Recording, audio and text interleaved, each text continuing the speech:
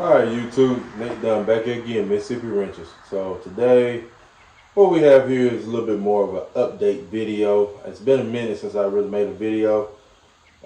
February, Mississippi got hit with a horrendous ice storm and it pretty much just knocked out everything. Basically, we was out, I'll say, we was without power for about 14 days here at our Mississippi Wrenches headquarters, and pretty much about all the local towns as well, about 14, and heck, some of them was even 16, 17 days without power. And then trees were just down, just left and right there. But I'll probably put some pictures and maybe a small snippet of a video of what we was really going through here. So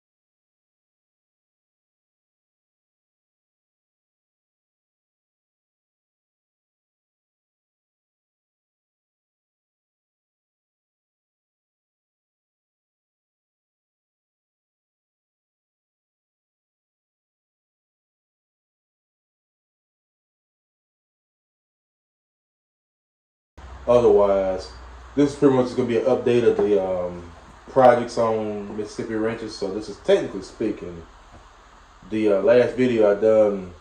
That was done in 25. I just hadn't uploaded that video. So technically speaking, this is going to be the first video for 26. So right now we're still working on the 78. Finally just got back on it there as far as with the wiring and all that. I actually got the crank over with the key, and I'm actually able to work the lights now. So we're definitely going in the right direction with that for sure. It's going to take some time with that though, because wiring, everything looks like big spaghettis until you finally muster through and just go through all of it there, and you eventually figure out what you need to figure out. And the main thing is read your instructions. That's what we're doing for right now. Like I said, we did have a all-over paint job. That might have been 2 weeks ago. And funny enough, it was actually, I was going to actually video that, but my camera crew, which is my phone, had started to mess up. And so it was at one point I couldn't even, be honest, I couldn't even look at a photo. That thing actually would pretty much just cut out. So I wind up, I said, what the heck, I ain't got nothing to lose. Took my phone apart, found the battery, and found out the battery had a big old hole in it, and it was just folded like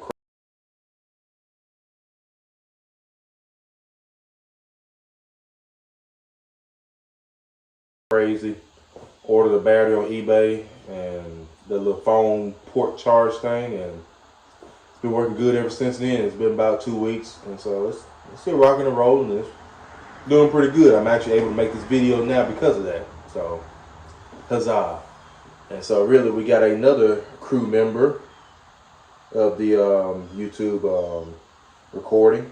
That's an Android somewhat phone I got off of Temu, so we're gonna probably use that as well too, as far as with my videoing.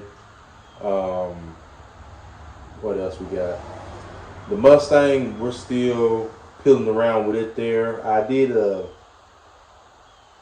little bit of things with it. I finally had kind of pretty much threw the exhaust up there a little bit. I still need to go back and just perfect it and make it actually right. So there will be a video on that pretty soon of me going ahead and doing the exhaust in full. I think we may have a combination to make that V6 sound really, really good. And so I'm just waiting on the last little bit to come in. It should be in tomorrow. If that's the case, then I'll start to make that video pretty much. The Rogue, I still have to do a transmission with it there, I believe, because be honest with you, that Rogue, it does good. When you drive it, it does fantastic. It's just that at the beginning, when you starting off maybe about 15 to 30 miles an hour, it's where it starts to wobble. But then afterwards, after 30, it clears up. As long as you're cruising, you're good. If you try to get in a little bit and try to pass, you'll feel that shimmer. So that's why I said it's going to probably need a transmission before long. 16, I ain't really doing too much with it right now. Just pretty much drive it, maintain it. It works. Like I said, the main project for right now is going to be this one here. We got a few little projects here and there. Otherwise, though, that's pretty much what's going on with the channel right now. We're just trying to make it through. See, we got the rims on here. And like I said, the bed is on, so y'all saw that in the last video. So the truck is actually starting to look like a truck, basically. And so without further ado, I'm probably going to bring y'all a little closer in here and just show y'all what we're just dealing with right now. And so again, what we got now, like I said, that's the shifter we're going to try to go with. I kind of like that shifter, just how it looks. Main thing is I went ahead and put this bezel in here, so that way it's kind of helped me look and see how I want my gauges to go. And pretty much the wires is back there behind there. The thing is with this truck though, we're going to wind up doing an electric AC and heating. So we're not going to run an AC compressor on the motor there, because I want to keep that motor as less strained as possible, because I really would like to squeeze out as much power out of that 390 as possible. I think, to be honest with you, it wouldn't matter with that thing. I think it's gonna pull just fine, even if I did do it the conventional way. But I want to do something different, and I want to see if I can actually get it done. Basically, as far as with the electric AC, pretty much like the Tesla AC. So it's gonna live somewhere back behind there, and just have some good AC. I'm gonna do a roof.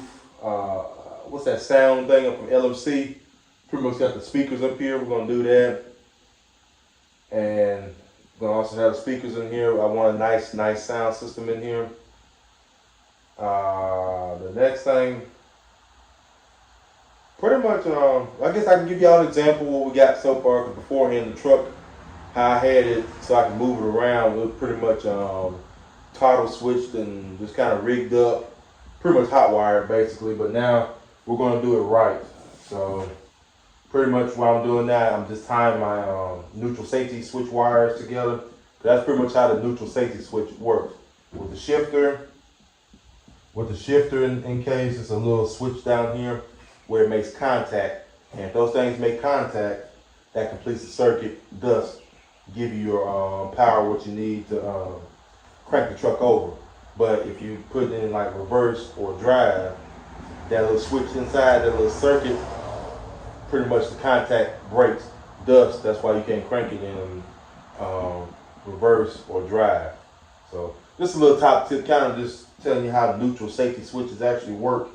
But for right now, I got them tied together, so I'm completing the circuit. And make sure, because that'd be kind of an embarrassing blooper if the thing was actually in gear.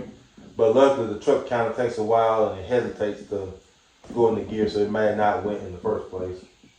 But with my luck, though, it'd be the time it's ready to go, and boop, that's more body work I gotta do. But otherwise, I'm gonna go ahead and crank it over with the key. So see, it's actually right versus me trying to push that button and all that stuff there, pushing the ignition and pushing the button and stuff there. So I know without a shadow of a doubt that this thing will run as soon as I get it actually runnable, as far as getting plugs to the wires and all that jazz and stuff. We still got a lot of stuff to tie up with that, as far as the alternator and the ground wire with it there, and so on and so forth. I forgot. I just smelled it. I got some gas coming out from I got some gas coming up from that mechanical fuel pump. So I've been cranking it over, and I think it just shot some gas out. So I smell it right now. So let's stop cranking it for a while. But till then, the lights work. Wow, you light up my life. Oh man, that's the low beam. See, I think it's gotta have the ignition on, I believe, far as to, let's do that right there real quick and see if that'll help. Well, we don't have that right now, but it's a start, at least. It's a start. So we do have some lights now. So main thing is I'm just gonna keep on working with the cluster here, getting everything all tickety-boo and make sure everything works right. I guess I need to go ahead and get the carburetor and all that stuff routed up and all that stuff, so that way I can stop spitting gas all over the shop, because I sure forgot about that just then. Otherwise, that's about it, really. We're still kind of fiddling around with the wiring and all that jazz there, so we're still working. Mississippi wrenches is still working. We're just very slow with it right now. But once we get the wiring and all that done, it's gonna fly basically. So the next thing after the wiring, which is actually starting to get to the warmer months, slowly but surely. So we should be getting ready to get this thing painted soon. Like I said, we're gonna paint the inside of the cab first. You kind of see an idea with this door here, because I wound up painting this one here before it got really, really cold. But we're gonna go ahead and do it right there. We're gonna open the doors. We're gonna hit it with the I guess I told y'all the paint color, pearl white. We're gonna hit the pearl white paint. We're still trying to look for a pearl white. I'm thinking we're gonna probably lean more toward that Lexus pearl white instead. I kind of like the way that looks. We're gonna go ahead and we're probably going to get that Lexus pearl white. But without further ado, though, we're going to get the inside of the painted first. Then we'll get the outside painted next. And then I know I said we're gonna probably go with a chocolate interior. I think for the purpose of it there, that chocolate interior, yes, it would work out good with it. But I saw an LMC book that pretty much access to that leather would need to be just realistic with it. So I saw it's kind of like a saddle wood kind of looking color. It's like a tan color. That might actually be what I go with the interior wise. So we're gonna have that kind of saddle, kind of plaid, kind of tan, kind of seat cover, along with the tan carpet, I believe, and that's gonna probably contrast really, really, really, really nice. I believe it's gonna do really nice with that. It's gonna kind of look classic and timeless, basically, because pearl white, and tan, you can't really beat that. It's just a timeless color combination. It can be 2050 and it'll still be in style. It could have been in the 1918s that was still in style, even though they didn't have pearl white back then, but they had some sort of white, I guess, back then. It's just one of those timeless color combinations, that pearl white or that white with a tan. Same as black with a tan as well too.